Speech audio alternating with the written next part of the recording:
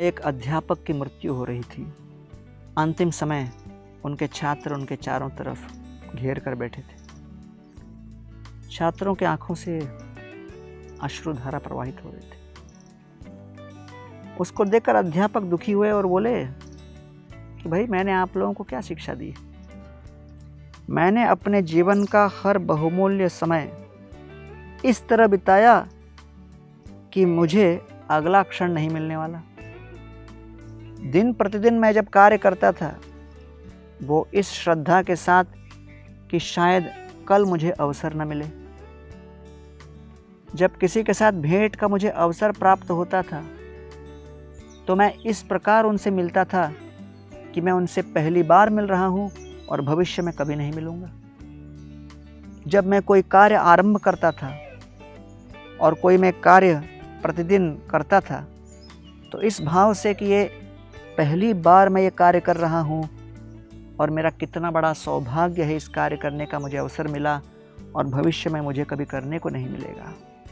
अर्थात मैंने अपने प्रत्येक क्षण में अपनी संपूर्ण मानसिक ऊर्जा और ध्यान केंद्रित करके कार्य किया। और मैं आपसे यही अपेक्षा करता हूँ कि आप लोग भी इस बात को मानो कि अब ये क्षण जो मुझे मिला है वही सबसे बहुमूल्य क्षण है।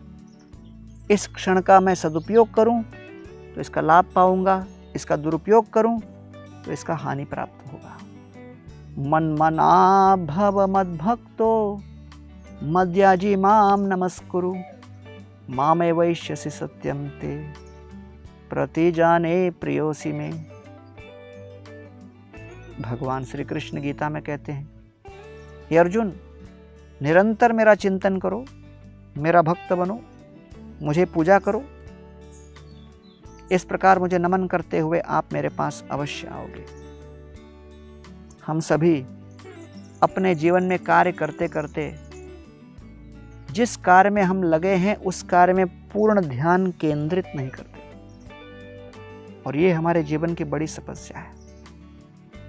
आज के स्मार्टफोन, व्हाट्सएप और इन अलग अलग प्रकार के यंत्रों की दुनिया में लोगों के जीवन की सबसे बड़ी समस्या है कि वो पूर्ण ध्यान केंद्रित नहीं कर पाते।